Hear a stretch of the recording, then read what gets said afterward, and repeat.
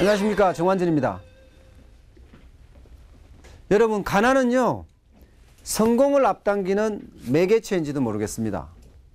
많은 CEO들이 가난이라는 그 어려움을 극복을 하고요 큰 꿈을 성취한 사례들이 많습니다. 라비티큐와 김현태 대표도 어린 시절 만석군의 손자로 태어났지만 아버지의 연이은 사업 실패로 지독한 가난을 경험하게 됩니다. 어렸을 때는 좀 배고팠던 시절이 많았던 것 같아요. 그래서 좀 빨리 뭔가 우리 집이 이렇게 좀 확 부자가 됐으면 하는 바람이 컸었어요.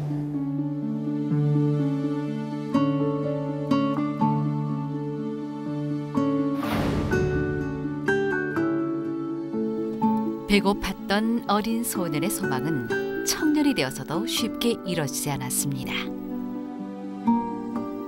10대 어린 나이부터 생활저선에 뛰어들었고 배고픔의 날들은 여전히 끝나지 않았었죠. 특별한 전문 기술도 이렇다 할 배경도 없던 청년 현태. 19살 무렵 그는 야간업소의 막내 DJ로 일하기 시작했지만 이마저도 길이 막히면서 그는 하루아침에 청년 백수가 되고 말았었죠. 어린 나이에 이제 사회생활을 하려고 하다 보니까 이런 사회에서 저를 받아준 데가 없더라고요. 뭐 그때 당시에 어디 취직하고 싶어도 낮에 일하는 그때는 뭐 생산직 사원이라고 그러잖아요.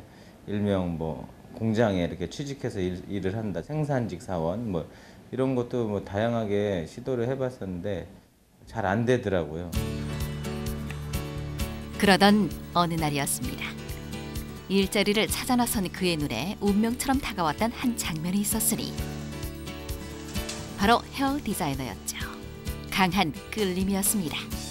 일단 그 블랙 팬츠를 입고 그 하얀 브라우스를 입은 분이셨는데 굉장히 외모도 핸섬하셨고 고객님이랑 이렇게 카운셀링을 하면서 이 스타일을 만지고 계셨었어요. 근데 그 모습 그 자체가 그냥 그림 영화 같았어요. 그는 영화 속 주인공이 되기로 했죠. 그날로 미용실에 막내로 들어가 온갖 허드렛 일을 도맡아 했고 헤어 디자이너가 되기 위한 기본을 닦았습니다. 연습은요 남들이 잘 때도 했던 것 같아요. 예, 그리고 일부러 연습하려고 그러면은 같이 연습하면은 실력이 같이 향상되잖아요. 그래서 나이트클럽 놀러 가자 그러고 거기서 이렇게 앉혀놓고 술 먹다가 저는 먹는 척 하다가 미용실에 와서 연습할 정도로 굉장히 연습을 많이 했어요. 연습벌레였던 그는 동료들 사이에서 악바리로 소문이 자자할 정도였습니다. 밤이나 낮이나 손에서 도구가 떨어지지 않았고 물 마를 날이 없었죠.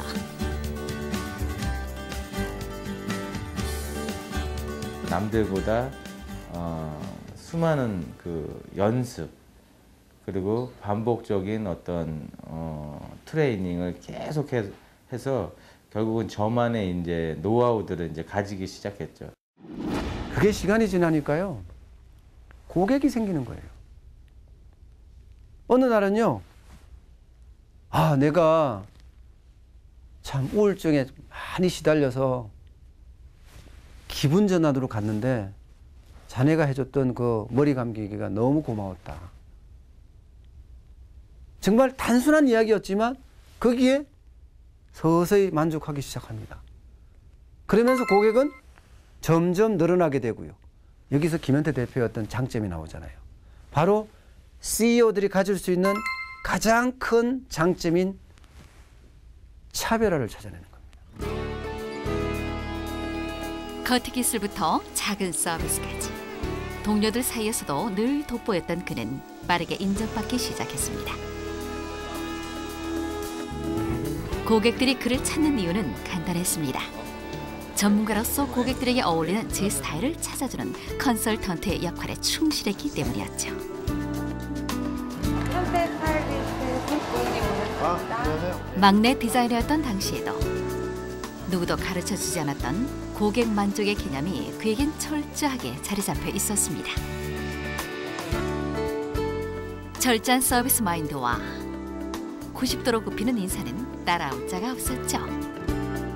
그런데 악착같이 하다 보니까 동료들의 그 팀워크보다 그냥 스승님에게만 잘해야겠다라는 그 생각에 오직 고객님과 스승님한테 잘하다 보니까 두 분한테는 인정을 받았는데 동료들은 어느 날부터 저를 미워하기 시작하더라고요. 잘 나가는 그에 대한 시기와 질투로 따가운 시선이 느껴질 무렵 담배 냄새 나요. 죄송합니다. 그렇게 담배 냄새 나서 손님들 받으세요? 서서히 고객들 사이에서도 불만이 터지기 시작했죠. 담배 냄새 너무 많이 나세요. 그가 가진 실력은 문제 없었지만 느슨해지기 시작한 태도와 매너리즘은 그의 발전을 멈추게 하고 고객들의 불만족으로 이어졌습니다. 괜찮으세요? 이게 다예요? 이게 다냐고요? 네. 이 끝이라고요? 네. 이게 끝이라고요? 괜찮지 않으세요? 이게 뭐예요, 이게? 게임 죄송해요. 제가 다시 예쁘게 해드릴게요. 네.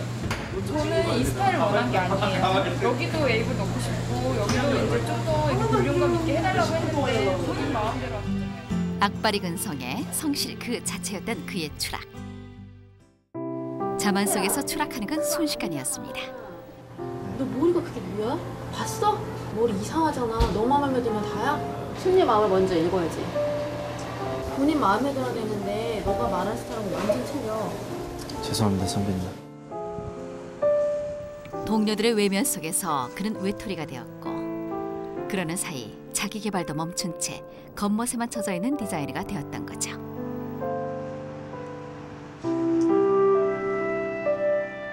디자이너 입문 3년 차에 설익은 오만이 부른 최대의 실수였습니다.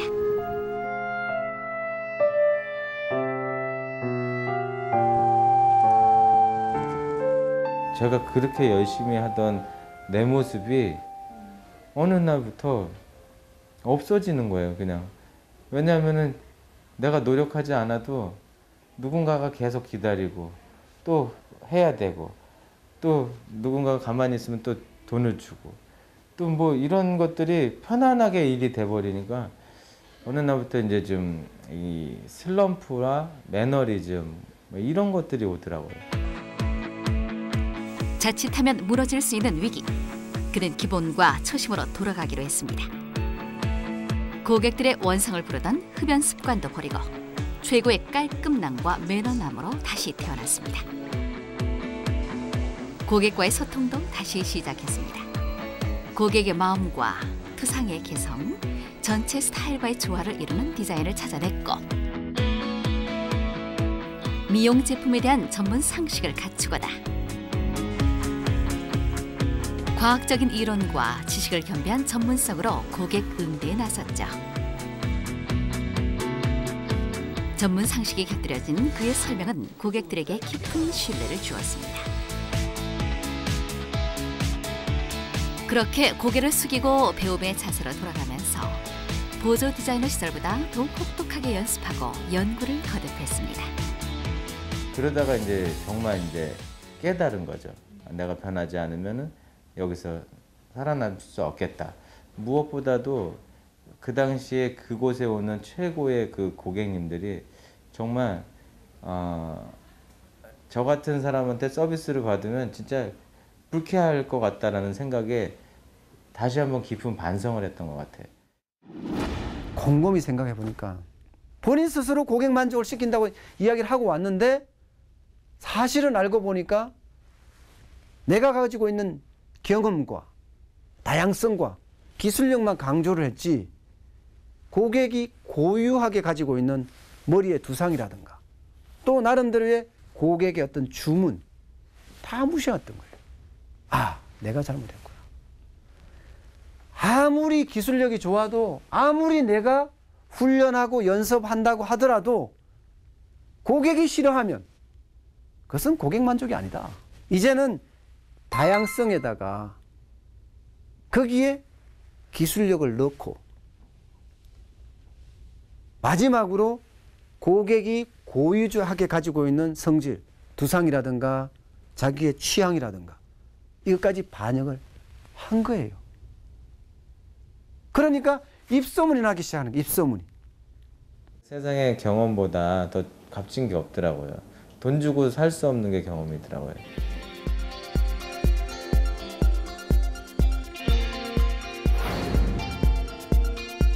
디자이너 5년 차에 접어들 무렵이었죠. 꼬리를 무는 입소문에 손꼽히는 디자이너로 성장하면서 그는 스타들이 찾는 또 한 사람의 스타가 되었습니다. 당대 네로라 하는 배우들이 그를 찾아들었죠. 뭐 이쪽에는 심은하 씨, 이쪽에는 고소영 씨, 저쪽엔 김혜수 씨, 전도연 씨, 뭐 그 밖에 뭐 오연수 씨서부터 다 이제 기다리는 그런 상황도 발생할 정도로 많은 스타분들이 이제 저한테 이제 헤어를 맡기셨죠. 아이고. 그렇게 그는 승승장구했습니다. 월급 9만 원을 받던 보조 미용사는 억대의 연봉을 받는 스타 디자이너로 성큼 성장했습니다. 그러나 그는 여전히 부족하기만 했죠. 그때 당시도 왠지 왜 이렇게 배가 고팠는지 뭔가 계속 더 자꾸 욕심이 생기는 거예요. 그래서 일단 그때 당시 박준 원장님이 50억대, 100억대 그 부자, 50억대 부자라고 그러시더라고요. 그래서 목표가 일단 100억대 부자가 되자. 우리의 자산 가치나 뭐 이런 것들이 100억대 그 뭔가 100억이라는 그 숫자에 그 뭔가 이렇게 꽂혔었어요. 이때부터 그는 사업가로서의 꿈을 키우기 시작했습니다. 그의 이름을 건 뷰티 살롱을 만들고 그의 노하우를 담아 사업을 벌여보자는 목표가 생겼습니다.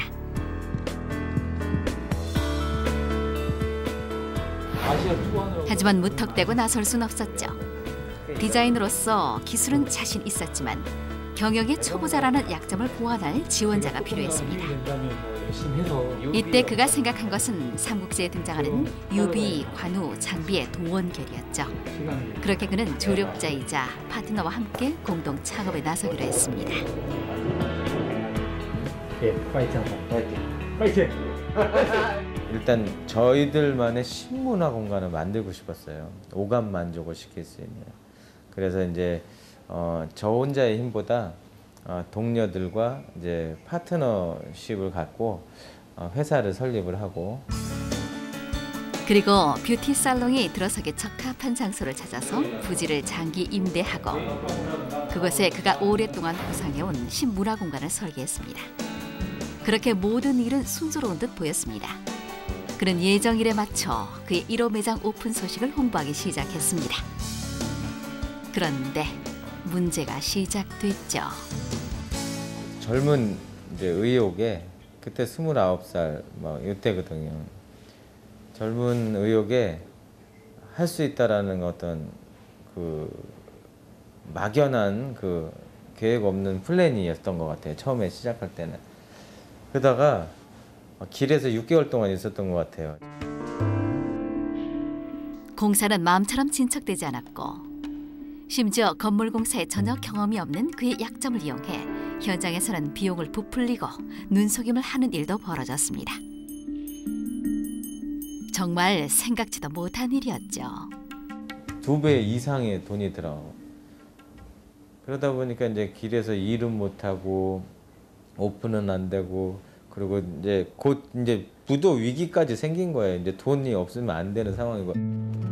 이미 가진 돈은 바닥이 났고 그는 시작도 하기 전에 실패 위기에 놓이고 말았습니다. 헤어 디자이너로 미용계를 주름잡던 그가 돈을 빌리러 다니고 아쉬운 소리를 하며 하루하루를 견뎌내야 했습니다. 좀 빌릴 수 없을까 해가지고 여유 되시면. 아, 미안해서 어떡하죠. 저도 좀 어려울 것 같아요. 그때를 떠올리면 그야말로 살얼음 판을 걷는 기분이었죠. 그래서 길에서 울은 적도 있었어요. 이제 막 밥도 안 들어가고 그때 당시 사진 보면 이렇게 해골만 남았더라고요. 그러나 천재 일우의 기회는 거짓말처럼 찾아왔죠. 그의 성실함과 재능을 알아본 투자자들이 벼랑 끝에 그에게 손을 내밀었고 그는 마침내 자신의 이름을 내건 뷰티 살롱의 문을 열게 되었죠. 그것이 시작이었습니다. 그러니까 당연히 매출도 늘어나고요. 고객도 늘어나고 그러면서 이 사민의 스타 디자이너 외에 다른 디자이너들도 늘어나게 되는 거예요. 김현태 대표는요. 바로 이 기회를 놓치지 않았습니다. 드라마, 영화 이런 데다 계속 PPL을 확대한 거예요. 쉽게 말하면 협찬을 하면서 노출을 많이 시킨 거예요. 프랑스의 송혜교의 머리를 해주고 파리 여인의 이동건의 머리를 해주면서 사람들의 관심 이런 걸 받기 시작합니다. 그리고 이렇게 회사가 커졌을 때 가장 중요하게 해야 될 게 있거든요. 직원들의 생각을 더 높여주는 겁니다. 조그만 가게일 때 생각하고 큰 가게일 때 생각은 다릅니다. 작은 가게일 때 운영하면요 어려워지잖아요. 그렇지 않고 가게가 크면 클수록 거기에 맞는 교육이 필요한 거예요. 그랬습니다. 당시만 해도 미용업에 대한 인식은 고달픈 육체노동이란 인식이 강했죠. 그는 이러한 고정관념을 깨고 이들에게 지식노동의 개념을 심으며 새로운 문화를 심어갔습니다. 대표적인 것이 바로 이곳에서만 사용하는 매장 언어죠. M5 CEO 지금 DH가 프레자일하니까 델리켓하고 PS1은 한 5로 가면 좋겠다. 그러면은 일단 손님도 재밌어하고 저희들은 긴 말을 그냥 벌써 이렇게 딱 단축해서 얘기하니까 그냥 쉽게 서로 이제 잘 조직적으로 움직이더라고요. 근데 그것들을 하다 보니까 처음에는 이제 다들 불편해했었는데 이제는 이제 서로 이제 저희들의 언어니까 이제 체계적으로 다 그 말을 써요. 그렇게 매장에는 다른 곳에선 볼 수 없는 차별화의 문화가 심어졌습니다. 모든 것의 기준은 고객이었죠. 그 결과 하루에만 최대 6천여 명의 고객이 몰려드는 대박 매장이 되었죠. 그러나 위기는 바로 그 순간에 찾아왔습니다. 섣부른 미국 진출이 화근이었죠. 스톱을 했었어야 되는데 무슨 자존심이 그렇게 셌는지 또 앞만 보이고 그러면 한 어느 정도 우리가 무리를 해서라도 또 여태까지 잘 됐으니까 한번 돈을 투자해보자. 그래서 이렇게 좀 갑자기 급전을 빌려서 거의 뭐 고리에 이자를 주고 빌려서 시작을 했는데 그때부터 이제 사기를 당하기 시작하는 거예요. 어느 선생님 찾아오셨나요? 김현태 원장이 오늘 계신가요? 현태 원장님 LA 출장 가셨어요. 머리 하시러 오신 거죠? 네, 오늘 머리 한지 오래돼서 원장님한테 받으려고. 어떡하죠? 죄송합니다, 고객님. 죄송합니다. 안녕히 가십시오. 밑빠진 독에 물붓기였던 미국 진출을 접지 못하고 그가 자리를 비운 사이 국내 매장들은 그의 관리에서 벗어나기 시작했습니다. 그 무렵 엎친 데 덮친 격으로 찾아온 금융위기는 모든 것을 흔들어 놓고야 말았습니다. 그의 10년 꿈이 그대로 담겨있던 매장엔 위기감이 감돌았고 직원들도 흔들리기 시작했죠. 웬일이야? 이 뭐야? 이거 왜 사직서야?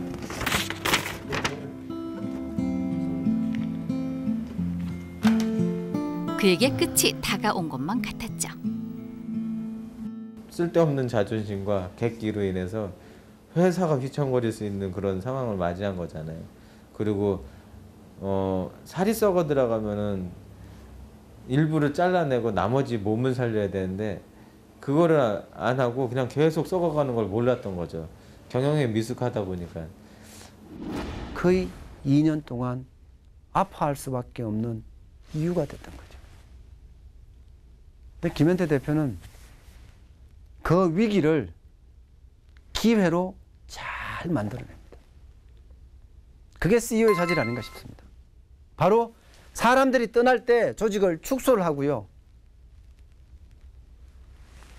비효율을 제거를 하고요. 그러면서 구조조정을 단행한 거예요.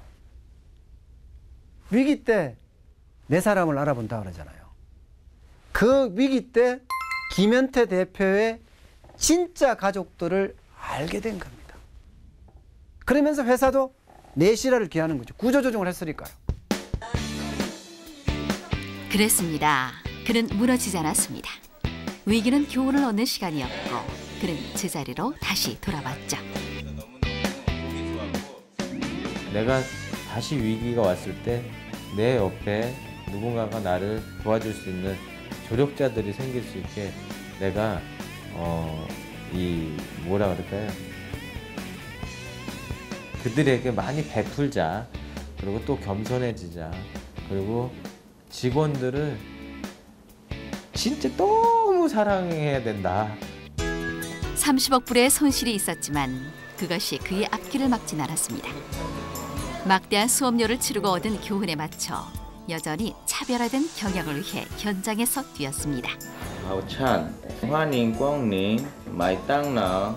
비록 미국 진출은 절반의 실패로 끝났지만 세계시장에 대한 꿈도 여전히 키워가고 있습니다.